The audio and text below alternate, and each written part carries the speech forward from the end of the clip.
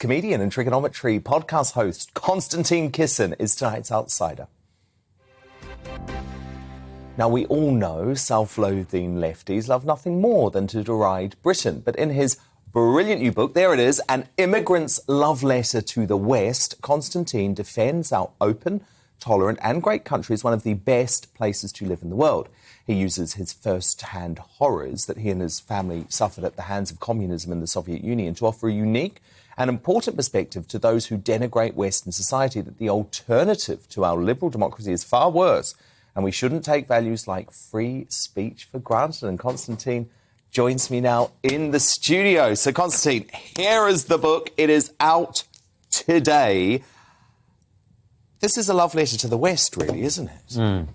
It is, and I think it's really important that in this moment when we've got, one of the points that I make in the book is we've had it very easy for a long time, Dan, which is perhaps why some people think we've got no problems, we've got no enemies, we don't need to be able to defend ourselves, we don't need to be united, we don't need British values or American values, we can just sort of disintegrate as a society over time and question everything and beat ourselves up endlessly for things that people did 300 years ago who looked remotely like us.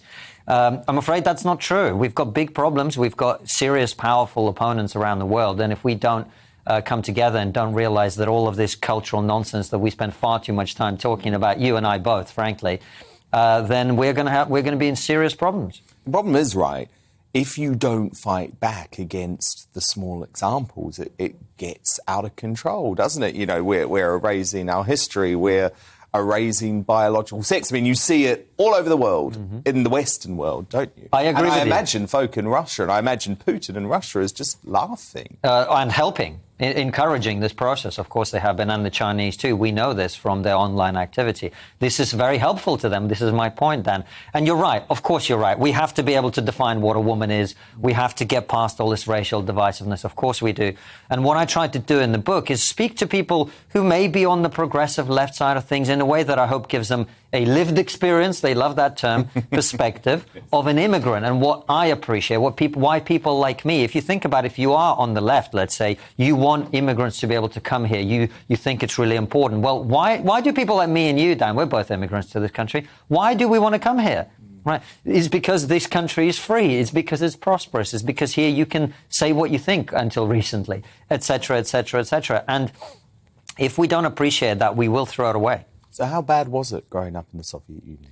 Well, I grew up in the late Soviet Union, by which time, you know, the sort of horrors of the Stalinist purges and the gulags were over. But of course, my own family, my grandmother, born in a gulag, her father was there, essentially a slave working on the mines there. And it was terrible for them. I obviously grew up hearing all their stories. But Dan, this is why I wrote the book, An Immigrant's Love Letter to the West, because think about where we are now. In late Soviet times, I'm talking about the 1980s now, my grandfather made some comments about the Soviet invasion of Afghanistan. And within a few days, he was made unemployable. He was ostracized by friends.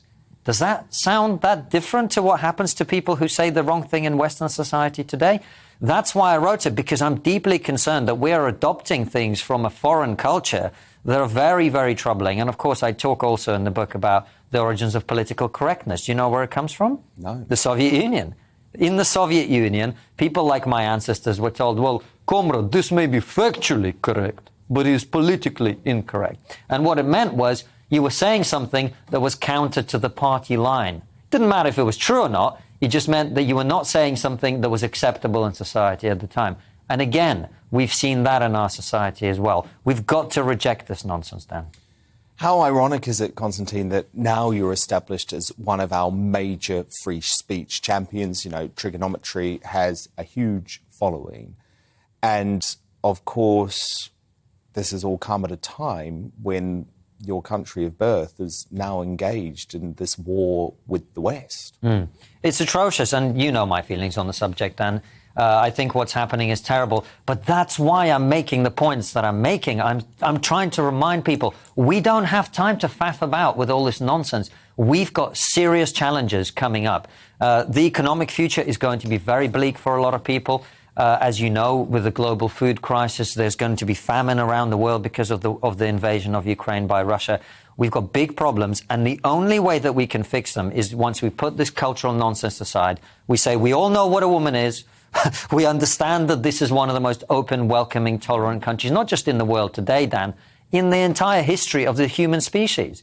And as soon as we can get to that, our Prime Minister no longer has to answer all these silly questions and can actually govern the country in the interest of the people. Have you seen any candidate in the Tory election contest going on right now who you think is best placed to take those values and put them into running the country? Well, I think the person who is best placed to dismiss all of this stuff as it needs doing is Kemi Badenoch. I'm concerned that she voted for vaccine passports. I've heard from people I trust that she did so because of collective responsibility rather than personal conviction.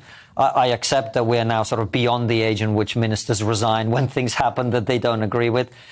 So she's the one that would be my preference. I'm certainly concerned that the front runners particularly are not going to be doing this. And that worries me deeply. Yeah, no, I know. It's a fascinating one, isn't it? Because the thing about this race is obviously you've got to be practical in terms of thinking about who actually has a chance of getting to the final two and then winning. But I think when it comes to pure politics, probably Kemi Badenoch is the one that certainly matches the values of free speech. Konstantin Kisin, an immigrant's love letter to the West, out today. So great to have you back, Konstantin.